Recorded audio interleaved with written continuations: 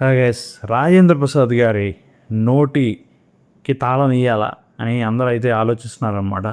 So, కొన్ని రోజుల క్రితం రాజేంద్ర ప్రసాద్ గారు అయితే చేసిన కామెంట్స్ అయితే తమిళ సినిమా ఇండస్ట్రీలో ఒక దుమారాన్ని రేపాయనమాట. సో, ప్రతి ఒక్కళ్ళు కూడా దాని గురించి మాట్లాడుతూ ఉన్నారు. అసలు ఏం జరిగిందనేది ఈ వీడియోలో మనం తెలుసుకుందాం. మన టాలీవుడ్ తెలుగు సినిమా ఇండస్ట్రీ ఒక లెజెండరీ యాక్టర్ రాజేంద్ర ప్రసాద్ గారు. ఈ మధ్య కొన్ని సంవత్సరాల నుంచి ఏంటంటే ఆయన ఏదైనా అవార్డ్ ఫంక్షన్కి వస్తే, లేకపోతే సినిమా రిలీజ్ ఈవెంట్కి వస్తే నోరు జారడం అనేది ఒక ఆనవాయితీగా మారింది. సో ఆయన ఏంటంటే కొన్ని సార్లు ఇష్టం వచ్చినట్టు మాట్లాడుతున్నారు, బ్యాడ్ లాంగ్వేజ్ యూజ్ చేస్తున్నారు అనమాట. ఇది ఎప్పుడు స్టార్ట్ అయిందంటే, డేవిడ్ వార్నర్ని ఒక సినిమాలో అయితే యాక్ట్ చేశాడు. ఆ సినిమాకి వచ్చినప్పుడు ఆయన డేవిడ్ వార్నర్ని ఒరే డేవిడ్ వార్నర్ అని చెప్పేసి ఏదో మాట్లాడాడు అనమాట. అప్పటి నుంచి స్టార్ట్ అయింది. ప్రతి ఒక్కసారి వచ్చినప్పుడల్లా ఎవరినో ఒకరిని, ఒకసారి ఆలీ గారిని, ఒకసారి బ్రహ్మానందం గారిని ఇట్లా అంటూ ఉన్నారు కొన్ని బ్యాడ్ లాంగ్వేజ్ చూసేసి. అంటే అందరూ ఏంటంటే ఈయన వచ్చేసి తాగేసి వస్తున్నారని చెప్పేసి అందరూ మాట్లాడుకోవడం జరిగింది.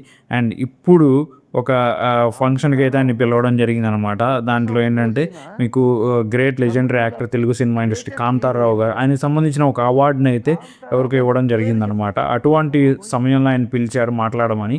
అండ్ ఆయన గురించి అయితే ఆయన ఎక్స్ప్లెయిన్ చేస్తూ ఉన్నారు, ఆయన గొప్పతనం, ఆయన యొక్క టాలెంట్, అదేవిధంగా ఆయన ఏ విధంగా అయితే డామినేట్ చేశారు ఆ తరంలో.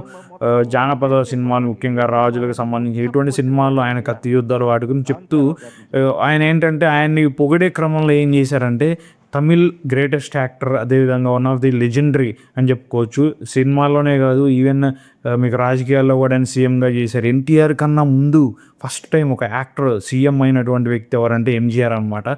సో ఇక్కడ మనకి నాగేశ్వరరావు గారు, రామారావు గారు ఎలాగో అలాగే ఎంజీఆర్ గారు, అదేవిధంగా మీకు ఆయన కూడా ఒక లెజెండరీ యాక్టర్ అనమాట అక్కడ.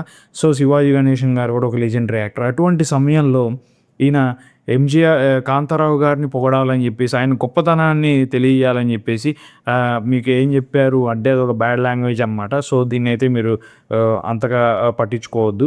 ఆయన కాంతారావు గారి కత్తి యుద్ధాలు ఇవన్నీ చూసి ఎంజీఆర్ గారు ఉచ్చబోసుకునేవాళ్ళు, ఈడెవడో అసలు ఎక్కడి నుంచి వచ్చాడు, తెలుగు సినిమా ఇండస్ట్రీని, అదేవిధంగా ఇండియన్ సినిమా ఇండస్ట్రీని ఎక్కడికో లేపుకెళ్ళిపోతున్నాడు ఇంటర్నేషనల్ స్టేటస్కి అని చెప్పేసి ఆయన గురించి చెప్పడం జరిగిందనమాట.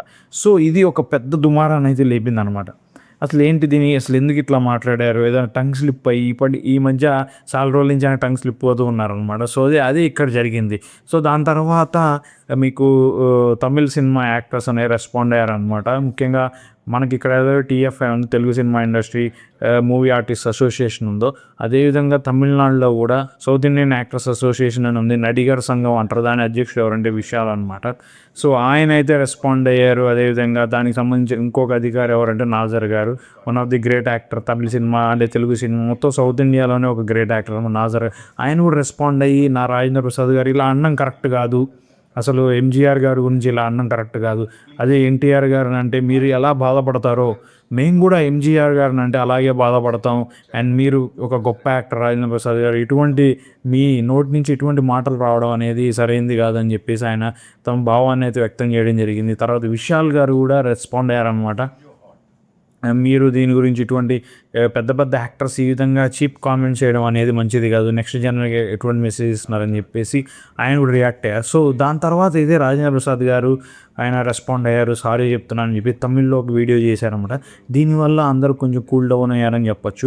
అదేవిధంగా మీకు విశాల్ కూడా రెస్పాండ్ అయ్యి రాజేంద్ర ప్రసాద్ సారీ చెప్పిన తర్వాత ఆయన రెస్పాండ్ అయ్యి సో మీరు సారీ చెప్పినందుకు చాలా ధన్యవాదాలు అని చెప్పడం జరిగింది. ఇటువంటి పెద్ద పెద్ద యాక్టర్స్ మాట్లాడే విధానం నెక్స్ట్ జనరేషన్ మీద అయితే ప్రభావం చూపుతుంది. వాళ్ళు ఎలా నడుచుకోవాలి, ఎలా వాళ్ళు రెస్పాండ్ అవ్వాలి పబ్లిక్లో ఉన్నప్పుడు అనేది అందరికీ ఎంతో స్ఫూర్తిదాయకంగా ఉంటుంది. సో మీలాంటి వాళ్ళు ఇక నుంచి కొంచెం చూసి మాట్లాడడం, మంచిగా మాట్లాడితే అది చాలా బాగుంటుందని చెప్పి రెస్పాండ్ అయ్యడం జరిగింది. సో అసలు ఇటువంటి సిచ్యువేషన్ జరుగుతూ ఉంది. రాజేంద్ర ప్రసాద్ గారు వస్తే అసలు ఏం జరుగుతుంది, ఎవరిని ఏమంటారని చెప్పేసి అందరూ భయపడుతూ ఉన్నారు అనమాట. సో ఇటువంటి సిచ్యువేషన్ రాజేంద్ర ప్రసాద్ గారు అసలు ఏం చేయాలి, ఆయన బ్యాన్ చేయాలా, లేకపోతే కొన్ని రోజులు ఎటువంటి ఫంక్షన్కి వచ్చినా మాట్లాడకుండా, ఫంక్షన్స్కి పిలవకుండా ఉండాలా అని చెప్పేసి అయితే కొంతమంది రెస్పాండ్ అవుతూ ఉన్నారు. దీనివల్ల తెలుగు సినిమా ఇండస్ట్రీ యొక్క పరువు అనేది పోతుంది.